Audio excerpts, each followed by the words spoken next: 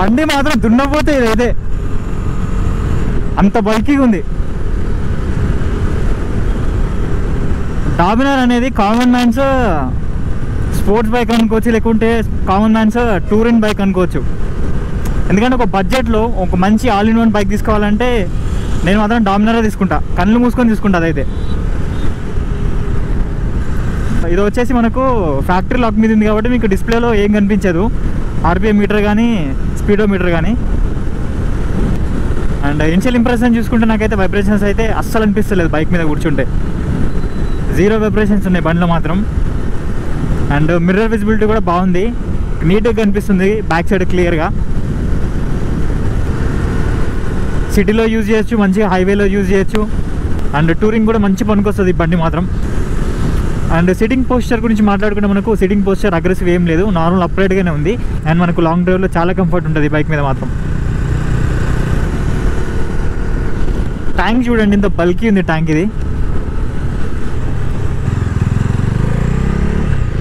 And turning radius కూడా normal బైక్స్లోనే ఉంది. And turning చేసినప్పుడు కూడా మనకి బైక్ వెయిట్ అయితే అసలు ఫీల్ అవుతానండి నేనైతే. అండ్ కొంచెం రేజ్ ఇచ్చి చూద్దాం.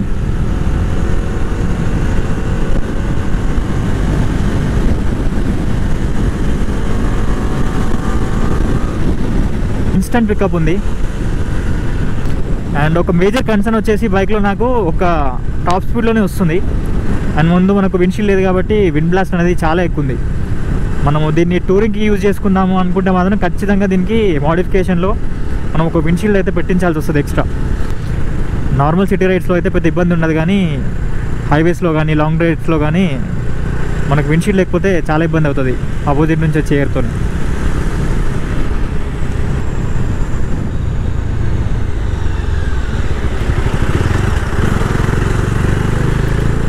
అండ్ మనకు డ్యూయల్ ఛానల్ ఏబిఎస్ ఉంది కాబట్టి బ్రేక్ బైట్ కూడా పర్ఫెక్ట్ పడుతున్నాయి బ్రేక్స్ మాత్రం.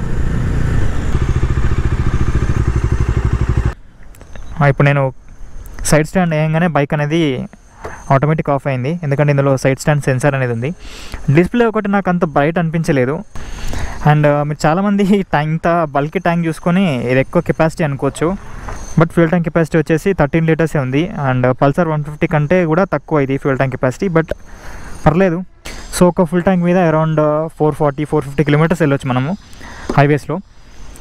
అండ్ ఫస్ట్ మనము ఈ బైక్ ఇంజన్ కెపాసిటీ చూసుకుంటే ఇది 250cc single cylinder liquid cooled FI engine. And ఈ బైక్ మనకు 27 bhp పవర్ ప్రొడ్యూస్ చేస్తుంది 8500 RPM దగ్గర. అండ్ మనకు మ్యాక్సిమం టార్క్ వచ్చేసి 24 Nm ప్రొడ్యూస్ చేస్తుంది 6500 RPM దగ్గర. అండ్ బైక్ ఫ్రంట్ నుంచి లుక్ చూస్తే ఇలా ఉంటుంది. అండ్ మనకు ఫ్రంట్లో వచ్చేసి up side down telescopic suspension ఉన్నాయి. అండ్ రేర్లో వచ్చేసి మనకు మోనోషాక్ సస్పెన్షన్ ఉంది, అది కూడా అడ్జస్టబులే. సో మన రిక్వైర్మెంట్ బట్టి మనము దాన్ని స్టెప్స్ అడ్జస్ట్ చేసుకోవచ్చు రేర్ సస్పెన్షన్ది. అండ్ మనకు ఫ్రంట్ అండ్ రేరు బైబ్రీ బ్రేక్సే ఉన్నాయి. మనకు 300 mm డిస్క్ ఉంది. అండ్ రేల్లో వచ్చేసి మనకు 230 mm డిస్క్ ఉంది. అండ్ ఫ్రంట్ టైర్ సైజ్ వచ్చేసి 100/80 17" అలా వీల్స్ ఉన్నాయి ఫ్రంట్లో.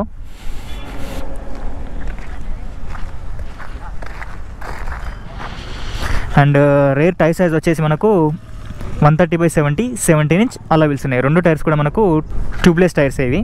అండ్ ఇది వచ్చేసి మనకు 230 mm డిస్క్. ఇప్పుడే వచ్చినాం కదా, కొంచెం వేడిగా ఉంది.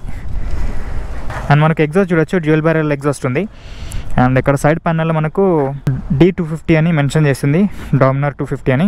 అండ్ ఈ బైక్లో మనకు కంప్లీట్ LED సెటప్ అయి ఉంటుంది. ఫ్రంట్ హెడ్లైట్ కానీ రేర్ బ్రేక్ లైట్ కానీ మనకు ఇండికేటర్స్ కానీ మొత్తం LEDసే.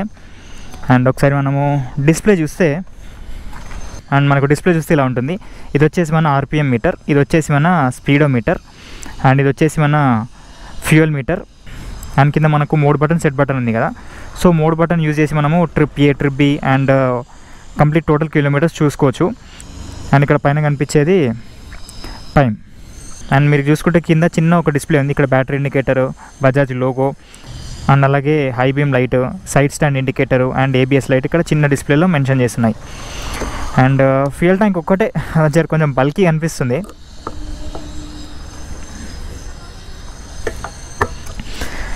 అండ్ హ్యాండిల్ బార్ మీద చూస్తే కింద హార్న్ ఉంది, మీరు వినండి ఒకసారి. అండ్ ఇక్కడ left and right indicators, low beam, high beam, and ఇక్కడ పాస్ లైట్ ఉంది. అండ్ రైట్లో చూస్తే engine cut off switch, hazard lights, and దాని కింద సెల్ఫ్ ఉంది. రేర్ నుంచి చూస్తే ఇది ఒక స్పోర్ట్స్ బైక్ లాగా కనిపిస్తలేదు, నార్మల్ చిన్న బైక్ లాగా కనిపిస్తుంది. అండ్ సైడ్ నుంచి చూస్తేనే దీని బ్యూటీ కనిపిస్తుంది బైక్ది.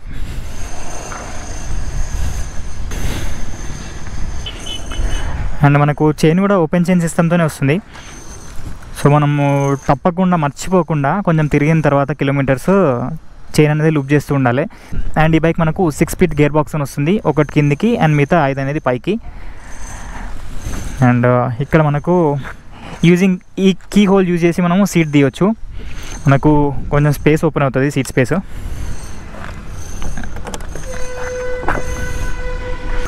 సో ఇట్లా ఉంటుంది స్పేసు, ఎక్కువ రాదు స్పేసు.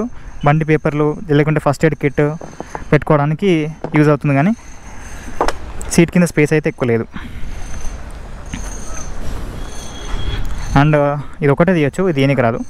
అండ్ సీట్ కూడా మరీ ఎక్కువ స్టెప్ అప్ సీట్ అయితే కాదు, చిన్న స్టెప్ ఉన్న సీట్ ఇది. సో ఒకసారి ఎగ్జాస్ట్ నోట్ వినండి.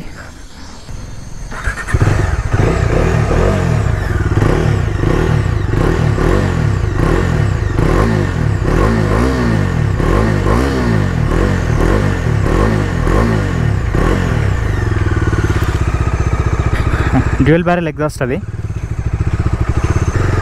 రన్నింగ్ రేడియస్ కూడా నార్మల్గా ఉందని చెప్పాను కదా, సో నార్మల్గానే ఉంది అది.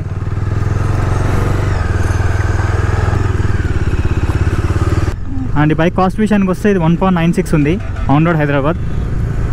అండ్ 250cc కొంచెం ఎక్కువ కాస్ట్ ఇది. సో ఓవరాల్ నా రైడ్ ఒపీనియన్ అయితే మీతో పాటు ఈ వీడియోలో షేర్ చేసుకున్నాను. సో నాకైతే నచ్చింది బైక్. అండ్ మైలేజ్ విషయానికి వస్తే మైలేజ్ ఒక 35 ఇస్తుంది. So rider style of riding బట్టి ఇంకొంచెం ఎక్కువ రావచ్చు, బట్ మనం ఎక్కువ అయితే ఎక్స్పెక్ట్ చేయొద్దు.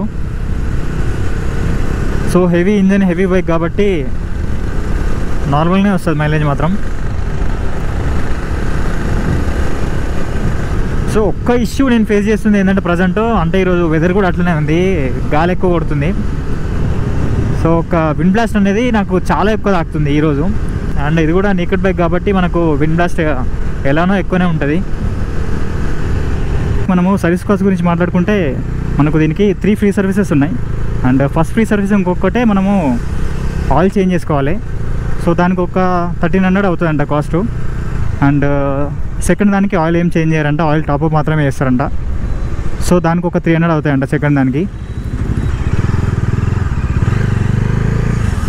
అండ్ మనకు థర్డ్ ఫ్రీ సర్వీసింగ్లో కూడా మనకు ఆయిల్ చేంజ్ చేస్తారు. అంటే ఫస్ట్ దాంట్లో చేంజ్ చేస్తారు, సెకండ్ దాంట్లో చేంజ్ చేయరు, మళ్ళీ థర్డ్ దాంట్లో ఆయిల్ చేంజ్ చేస్తారు. సో థర్డ్ దాంట్లో మనకు 1300 to 1400 అవుతాయి. అండ్ పెయిడ్ సర్వీసింగ్ వచ్చేసి మనకు 400 అనేవి వీళ్ళు సర్వీస్ ఛార్జ్గా తీసుకుంటారంట. ఈ 1300-1400తో పాటు మనకు ఇంకో ఎక్స్ట్రా 400 అయితే అవుతాయంట పెయిడ్ సర్వీస్కి. సో ఇది ఈ బైక్కి మనం పెట్టాల్సిన మెయింటెనెన్స్ కాస్ట్.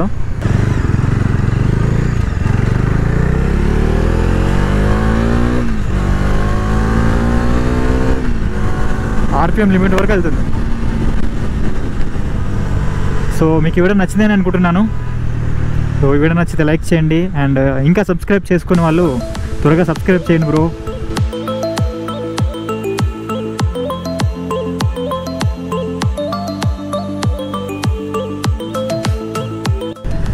అండ్ సారీ, ఈ మధ్యన బైక్స్ అన్నీ లేట్గా వస్తున్నాయి కొంచెం వీడియోస్ అన్నీ. మనకు బండి ఇవ్వాలంటే ఎవరో ఒకరు ఇవ్వాల్సిందే, అంటే ఐదర్ మన ఫ్రెండ్స్ అన్నా ఉండాలి లేదా ఏదైనా షోరూమ్ అన్నా ఇవ్వాలి. వస్తుంది, ఈ వీక్లో వస్తుంది. మనకు బండి ఇప్పించింది మాత్రం ఆనందే. Thank you Anand. Jawa Perak, ఒక డిఫరెంట్ లుక్స్ ఉంటుంది బైక్ ఇది.